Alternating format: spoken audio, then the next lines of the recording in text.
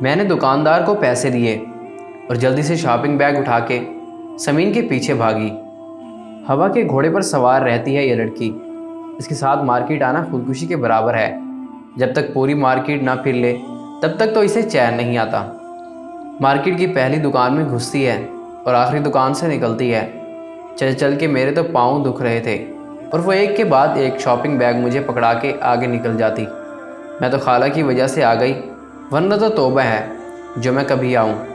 میں اندر ہی اندر غصے سے تلملاتی اسے کوستی جا رہی تھی اور وہ مجھ سے 10 قدم آگے چل رہی تھی۔ میں نے اسے کپڑوں کی ایک دکان میں گھستے دیکھا۔ آہستہ آہستہ چلتی میں بھی اس دکان کے اندر آ گئی۔ بھیا مجھے سفید رنگ میں کوئی سوٹ دکھائیں جس پر کڑھائی ہو سکے۔ سمین دکاندار سے مخاطب تھی اور میں جا کے اس کے پاس بیٹھ گئی۔ دکاندار نے وہاں کام کرنے والے ایک لڑکے کو آواز دی۔ تھوڑی دیر میں وہ مختلف اقسام کے سفید کپڑے کے تھان ہمارے سامنے رکھنے لگا۔ وہ کپڑے کی کوالٹی چیک کرنے لگی اور مجھ سے مشورہ کیا کہ کون سا لینا چاہیے۔ تھان اوپر نیچے کرتے اس کی نظر ایک کٹ پیس پر پڑی۔ اس نے اسے جلدی سے ہاتھ میں لے لیا اور میری طرف اشارہ کر کے بولی، دیکھو کیسا ہے، شاید پورا سوٹ ہی کٹا ہوا ہے۔ اس سے پہلے کہ میں اسے اپنی رائے دے پاتی، دکاندار نے جلدی سے وہ کپڑا اس کے ہاتھ سے لے لیا۔ باجی آپ اسے رہنے دیں، کوئی اور دیکھ لیں، یہ غلطی سے آ گیا ہے۔ ہم دونوں دکاندار کے اس رویے پر حیران ہوئے۔ میں چپ رہی، لیکن وہ بولی، مجھے تو وہی کپڑا ہی لینا ہے، آپ دکھائیں مجھے۔ وہ ضد کرنے لگی، باجی وہ کفن کے لیے ہے، غلطی سے آ گیا ہے، آپ اسے رہنے دیں۔ دکاندار کا جواب سن کر ہم دونوں کے چہرے کے رنگ اڑ گئے۔ اگلے ہی لمحے وہ بیگ اٹھا کے دکان کے باہر تھی۔ میں نے اسے آواز دی، ارے رکو، مجھے تو آنے دو۔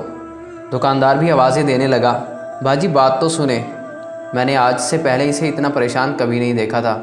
وہ بہت تیزی سے چل رہی تھی۔ میں لگ بھگ بھاگتی ہوئی اس سے جا ملی۔ راستے میں اسے تسلی دیتی رہی، اتنی چھوٹی سی بات پر تم پریشان ہو گئی ہو۔ اس نے میری کسی بات کا جواب نہ دیا۔ گھر جاتے ہی وہ اپنے کمرے میں چلی گئی۔ میں نے سارے شاپنگ بیگ خالہ کو پکڑائے اور اس کی حالت کا حوال سن کر اپنے گھر چلی آئی۔ اگلی صبح امی نے میرے اوپر سے کمبل ہٹا کر جلدی سے اٹھایا۔ میں گھبرا گئی، امی کی آنکھوں میں آنسو تھے۔ میں ہڑبڑا سی گئی کہ آخر ہوا کیا ہے۔ کچھ بتائے بنا ہی وہ مجھے خالہ کے گھر لے گئی۔ جب میں وہاں پہنچی تو میرے پاؤں تلے سے زمین نکل گئی۔ سمین اب اس دنیا میں نہیں رہی تھی۔ میں گھٹنوں کے بل اس کی لاش کے پاس بیٹھ گئی۔ دماغ کی نس پھٹنے سے اس کی موت واقع ہوئی۔ حیرانی اور پریشانی کے عالم میں میرے اندر سے ایک چیخ نکلی اور اس کے بعد میں اپنے حواس میں نہ رہی۔ جب ہوش آیا تو امی آخری دیدار کے لیے مجھے اس کے پاس لے گئی۔ کل جو سفید کفن دیکھ کے اس سے دور بھاگنے کی کوشش کر رہی تھی، آج وہی سفید کفن اس سے لپٹا تھا۔ انسان اس دنیا میں اتنا مصروف ہوتا ہے کہ اسے پتہ ہی نہیں چلتا کہ اس کے کفن کا کپڑا بکنے کے لیے بازار میں آ گیا ہے۔ انسان کی ہر سانس اسے موت کی جانب لے جا رہی ہے اور انسان سمجھتا ہے کہ وہ جی رہا ہے۔